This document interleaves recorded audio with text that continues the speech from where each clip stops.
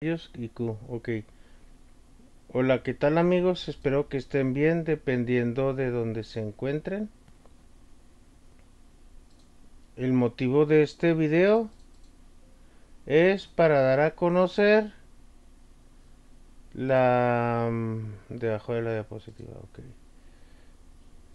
Vamos a ver dónde dice iniciar subtítulos. Ok, ya está. Ya está. El motivo de este video era para dar a conocer las diferencias entre lo que es un grupo de referencia y el grupo aula, ¿sí? Diferencias entre grupo de referencia y grupo aula en la detección de alumnos con aptitudes sobresalientes para determinar cuando está destacando significativamente, pero ¿cuál es ese grupo social y educativo en el que se encuentra? ¿A qué se refieren con grupo social o educativo? ¿Por qué se va a referir nada más? Porque es un error delimitarlo a un contexto específico para que de ahí destaque y ya se diga que tiene una aptitud sobresaliente. Porque es un error. Entonces vamos a ver esas cuestiones para poder aclarar más la situación. Vamos allá. Dice, las y los educandos con aptitudes sobresalientes son aquellos capaces de destacar significativamente. Ya tenemos un criterio, destaca significativamente del grupo social educativo. Aquí es donde está el error de que muchos interpretan que es el grupo aula al que pertenecen en uno más de los siguientes campos. Bueno, está destacando en algo científico, tecnológico, humanístico, social, artístico y o acción motriz. Estas y estos estudiantes, por presentar necesidades educativas específicas, no está diciendo que la necesidad educativa específica es un concepto exclusivo de la aptitud sobresaliente. Una persona con silla de ruedas que tiene discapacidad motriz también presenta necesidades educativas específicas. Una persona con algún trastorno del neurodesarrollo como es el autismo también presenta necesidades educativas específicas. Una persona con alguna dificultad severa de aprendizaje, de conducta o de comunicación también presenta necesidades educativas específicas. ¿Sí? Lo específico, la necesidad educativa específica no es exclusiva de la aptitud sobresaliente. Bien podría decir, estos estudiantes, por enfrentarse a barreras para el aprendizaje y la participación, sería una tontería afirmar que nada más los alumnos con aptitudes sobresalientes se van a enfrentar a barreras. Bien podría decir, estos estudiantes, por requerir ajustes razonables en su diseño universal, igual, no significa que el ajuste razonable en el diseño universal sea exclusivo de una persona con aptitud sobresaliente, porque lo estaba diciendo en el concepto. Entonces no se me vayan a con la finta, con eso que señalé en amarillo, esto. Pero están diciendo que porque presentan a una necesidad educativa específica, al igual que una persona con discapacidad, con TEA, con autismo, con lo que quieras, requieren de un contexto facilitador. Esto hasta la persona con discapacidad requiere un contexto facilitador que le permita desarrollar sus capacidades y satisfacer sus necesidades e intereses. Sí, eso es obvio. Cualquier persona que presenta una condición personal también va a requerir desarrollar sus capacidades y satisfacer sus necesidades e intereses en beneficio de ellos y de la sociedad. Entonces, ojo, lo que quiero destacar en este concepto que pusieron es eso, destacar significativamente. Eso es la idea general de un alumno con aptitud sobresaliente, el que destaca significativamente. Vamos a la que sigue. Hay un principio de no contradicción. Una persona no puede ser y no ser, tener y al mismo tiempo no tener. Si yo digo que tengo una moneda en la mano, no puedo decir que al mismo tiempo no la tengo. O tengo la moneda en la mano o no tengo la moneda en la mano, pero no puedo decir tengo o no tengo la moneda. Sí, es un principio de no contradicción. Yo no puedo decir que soy Tino y al mismo tiempo no ser Tino. Entonces, yo no puedo decir o yo no puedo decir que tengo una necesidad, que tengo una aptitud sobresaliente y al mismo tiempo decir que no tengo la aptitud sobresaliente. O la tengo o no la tengo. O tengo la moneda en la mano o no tengo la moneda en la mano. O soy tino o no soy tino. ¿Sí? Entonces es el principio de no contradicción. O se es o no se es. No puedo decir que soy y al mismo tiempo no ser. No puedes decir que destacas significativamente de tu grupo de referencia y al mismo tiempo no destacar significativamente del grupo de referencia. O destacas significativamente o no destacas significativamente. Por eso es importante delimitar cuál es el grupo de referencia. Y el principio de no generalización.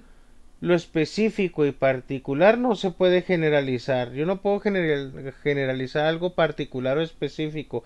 El grupo aula es algo muy específico, es un contexto muy particular, muy específico y no lo puedo estar generalizando.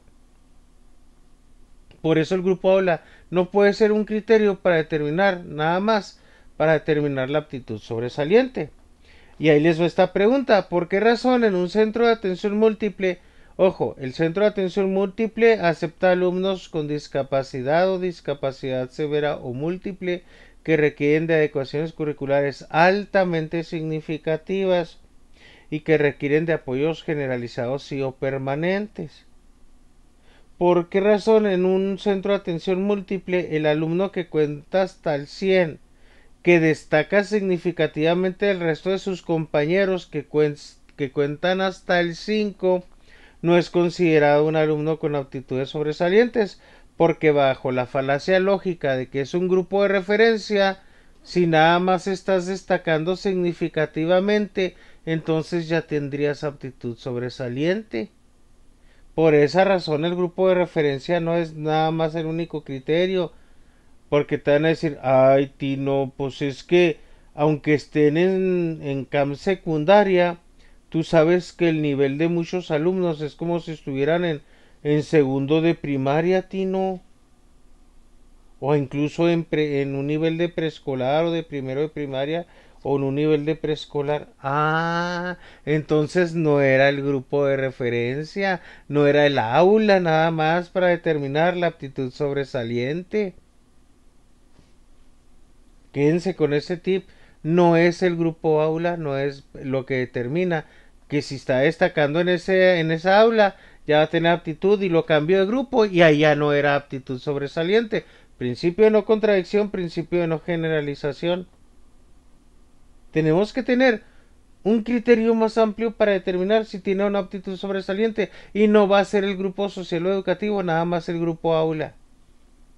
Sería una tontería afirmar que el grupo aula. ¿Cuál es el grupo de referencia? Ya lo he explicado en otros videos, pero lo voy a explicar aquí. Está delimitado por la estructura del plan y programas de estudio.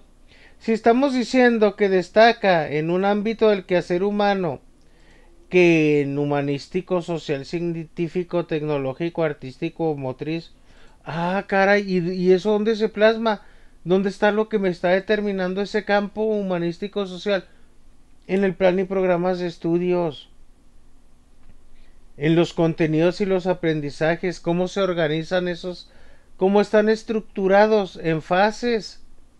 En el caso de México, la nueva escuela mexicana, están por fases, fases y grados. Obviamente en preescolar, aunque haya primero, segundo y tercero de preescolar, es una fase 2. Ahí se considera el grupo de referencia nada más la fase 2, porque ahí utiliza niveles 1, 2 y 3, pero sabemos que por las características de preescolar, puede un niño no haber cursado primero, no haber cursado segundo de preescolar y lo inscribieron a tercero de preescolar. A preescolar. Y obviamente puede estar viendo el nivel que corresponde al 1 romano, aunque esté en tercer grado. Es más, puede haber un niño de primer grado que esté viendo niveles de complejidad del tercer grado de preescolar. Y los materiales que proponen en preescolar en la fase 2 no son exclusivos de cada grado. Pueden estar en un grado de segundo y estar viendo los materiales de primero o tercer grado. Eso ya nos lo han platicado el año pasado cuando vemos los materiales, ¿sí? Por eso preescolar, el grupo de referencia es la fase 2. Ese es el grupo de referencia en preescolar, es la fase 2. Los contenidos y los procesos de desarrollo de aprendizaje que se encuentran organizados en el 1, 2 y 3 romano de la fase 2. Aquí no estamos hablando de grados por esa característica que les digo, pero algo que sí se puede generalizar, que no rompe con el principio de no contradicción y no rompe con el principio de, ¿cómo se llama?, de no generalización, es que estamos en la fase 2. ¿Por qué? Porque no estamos considerando que el kinder de tal y el kinder tal. No, es la fase 2 de lo que se debe ver en preescolar. Así estés en el contexto más pobre y limitado y sin internet. Y así tengas la escuela más plus ultra con internet y tablets y lo que quieras. De apoyos y recursos, ¿sí? Porque un criterio de referencia pues es lo que se espera de observancia nacional y obligatoria, los contenidos de observancia nacional y los aprendizajes que se proponen para esa fase, y los alumnos que estén cursando esa fase en preescolar, es decir, los que estén en preescolar, pues ese va a ser su grupo de referencia para determinar si está destacando significativamente. No de que, ay, la mayoría de mis compañeros cuentan hasta el 3 y yo cuento hasta el 10. Ya tengo aptitud sobresaliente. No es así no es así el criterio. Sería muy mediocre. Ahorita vamos a ver que sí es importante considerar qué tan significativamente está tu desempeño con respecto a una media grupal por cuestiones de un diseño universal, de la accesibilidad, de retos alcanzables, de ajustes razonables. Sí se requiere, sí es, pero no es un criterio para determinar la aptitud sobresaliente. A lo mejor para determinar las actividades y las complejidades y los retos, ahí sí, pero no como criterio para determinar una aptitud sobresaliente. Como un criterio para considerar qué actividades voy a proponer, sí, porque tengo que tomar en cuenta las capacidades, las circunstancias y las necesidades para ser inclusivo, ¿sí? Para la inclusión. Ok. En el caso de primaria, del nivel de educación primaria, se considera la fase 3 que abarca primero y segundo grado de primaria, la fase 4 que abarca tercero y cuarto grado de primaria, la fase 5 que abarca quinto y sexto grado de primaria. En el caso de secundaria, el grupo de referencia es la fase 6 y abarca primero, segundo y tercer. En el caso de los niveles de primaria y secundaria, el grupo de referencia es fase y además de la fase, el grado. ¿Por qué? Porque, por ejemplo, en secundaria, lo que se ve en primero, a veces ya no se ve en segundo y tampoco se ve en tercero. ¿Sí? Por ejemplo, biología se ve en primer grado, física en segundo grado y química en tercer grado. Por eso el grupo de referencia sí tiene que ser fase 6 primer grado, fase 6 segundo grado, fase 6 tercer grado, por las disciplinas que se abordan en cada grado. Porque hay disciplinas que se ven en primero, que no se ven en segundo y que no se ven en tercero. Y el grado de complejidad en matemáticas, hay ciertos temas que, por ejemplo, álgebra se va a ver en un grado, trigonometría y en otro grado ya no vas a ver álgebra. Al menos vas a ver que la hipotenusa y todos esos rollos. Y en otro grado vas a hacer que la fórmula general. Es decir, tienes que considerar las fases y los grados para ese grupo de referencia y para ver si está destacando significativamente. ¿Cómo sabes que destaca significativamente? Bueno, lo que se está proponiendo para él en ese grado, en esa fase, él está su desempeño significativamente superior con respecto a lo que se le pide que logren en ese grado y en esa fase. Ese es el criterio. el criterio, si te fijas, no va a ser el grupo de referencia, es, perdón, el grupo aula. El criterio no va a ser el grupo aula nada más, va a ser el grupo de referencia, que es la fase y el grado.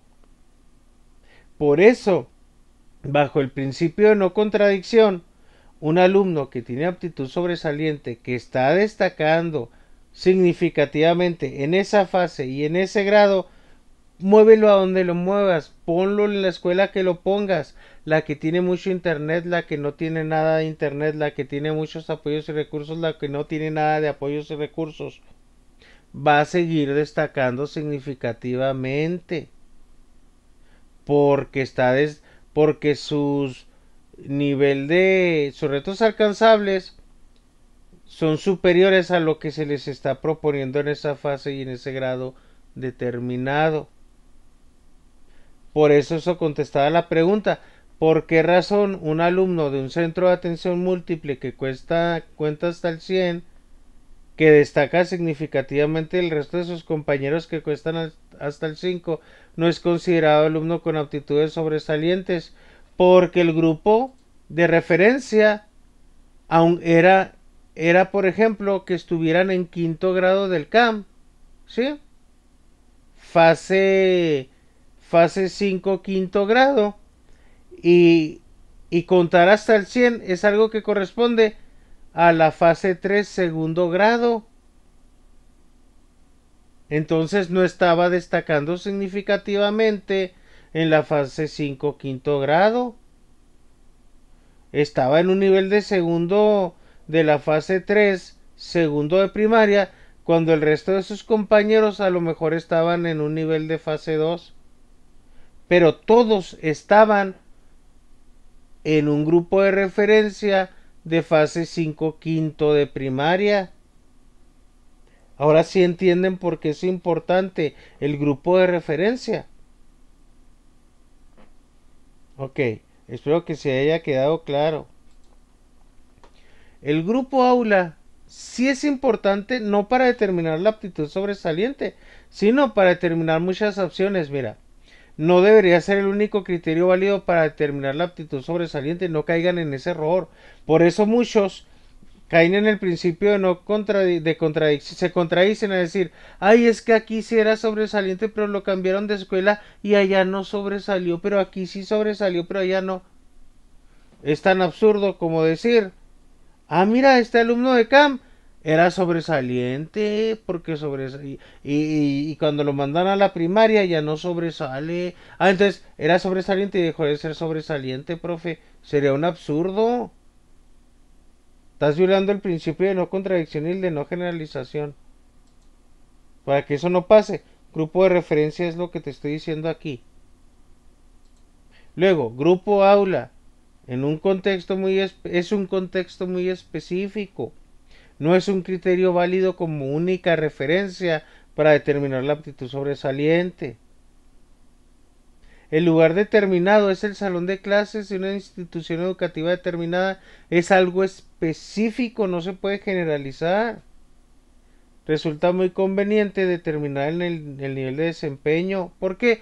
Porque yo siempre les he dicho, ¿cómo está el alumno con respecto a sus compañeros? ¿Qué tanto está destacando significativamente con respecto a sus compañeros?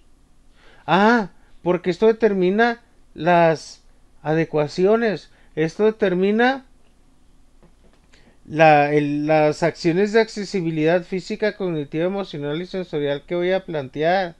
Esto determina el grado de complejidad que voy a abordar para todos y para él. Esto determina los retos alcanzables que voy a proponer en el diseño universal, tanto lo que es para el desempeño de él, que le implique reto alcanzable, como para los demás compañeros. El reto alcanzable del que cuenta hasta el 100 no va a ser el mismo reto alcanzable de los que cuentan hasta el 4, hasta el 5, aunque ambos su nivel de desempeño con respecto al grupo de referencia sea significativamente inferior. Y aunque su nivel de desempeño sea significativamente inferior con el grupo de referencia, tienen retos alcanzables y esos retos van a ser superior al nivel de desempeño que están, si se entiende, aunque sea significativamente inferior en el grupo de referencia, yo le voy a poner retos alcanzables que están de una manera superior a donde ellos se encuentran. Por ejemplo, el que cuenta hasta el 5, yo le propongo que cuente hasta el 6 o hasta el 10.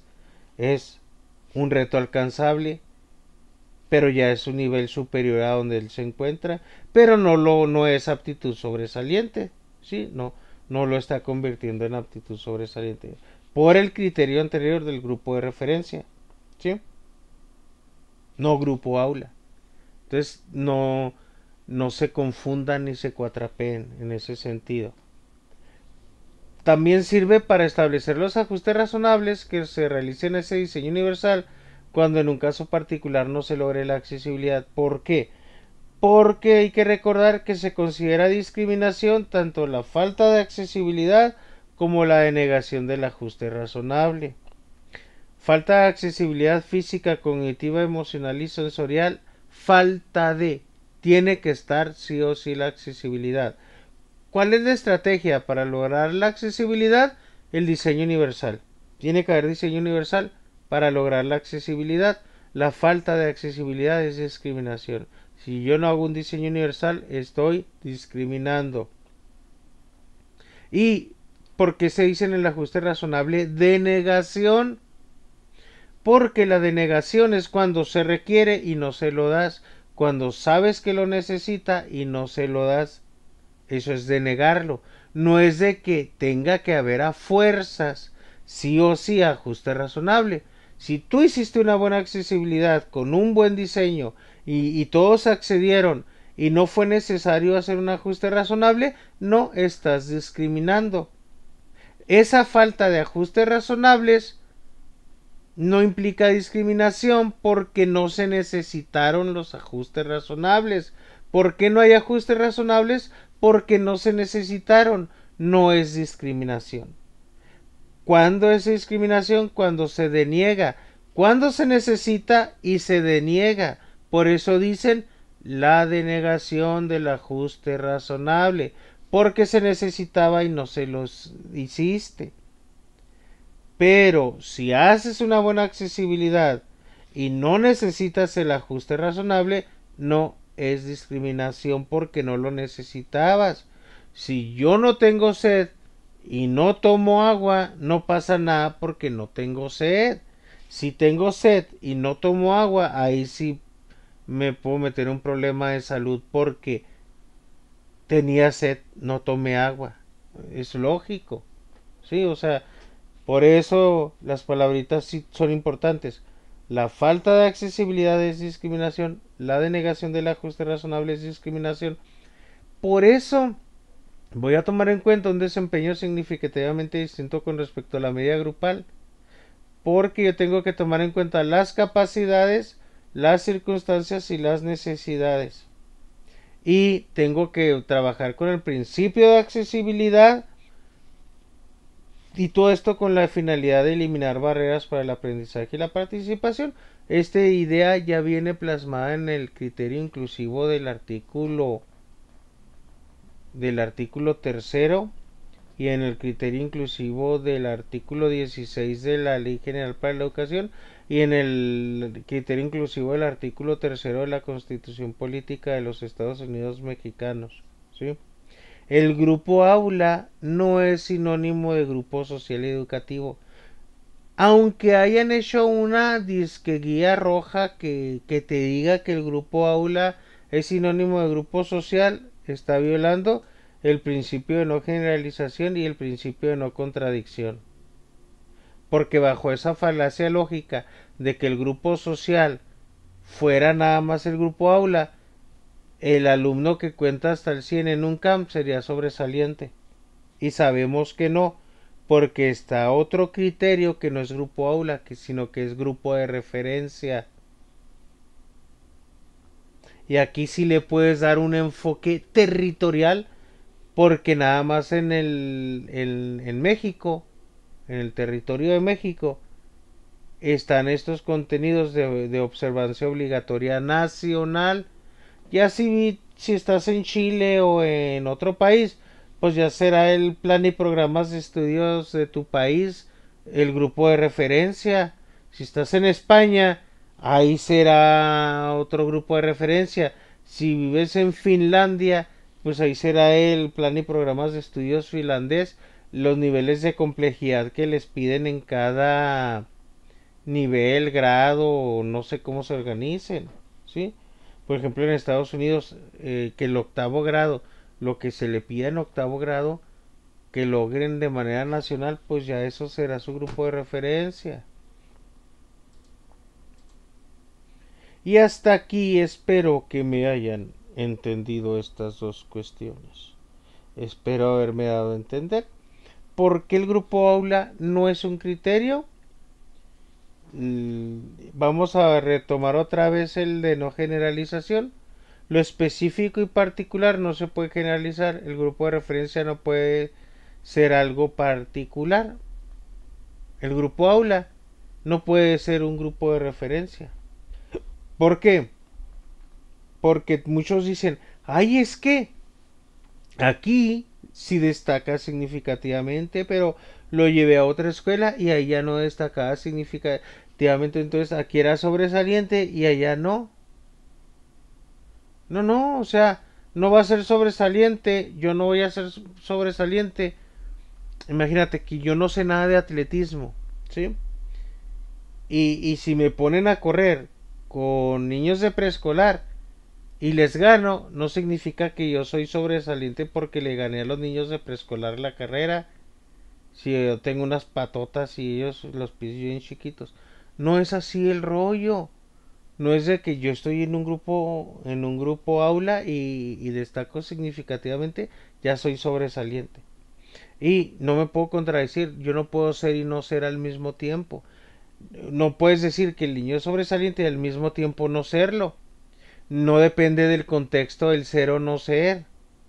No depende de un contexto específico el ser o no ser. Oye, pero es que el contexto, profe, puede minimizar la aptitud, sí, sí, sí, puede favorecer, puede perjudicar, pero no es de que el contexto haga que desaparezca tu aptitud sobresaliente y luego que de repente ya eres y de repente no eres. Eso es una tontería, sería una contradicción, ¿sí? Que beneficie, que apoye, que minimice. Ah, ok, ahí sí se entiende que el contexto facilite, que el contexto dificulte, también, también, pero, pero de ahí que haga que seas o no seas, que tengas y de repente no tengas, pues ya es contradictorio esa idea, ¿sí? Entonces espero haberme dado a entender, tómenlo en cuenta, por favor, critiquen. No porque hay un experto infalible a decir el grupo de referencia es el grupo aula y si aquí destaca significativamente allá ya no va a destacar. Pues, se está contradiciendo bien machine esa persona. ¿Sí? Nada más. Sería todo. Gracias. Chao, chao. Bye bye. Adiós.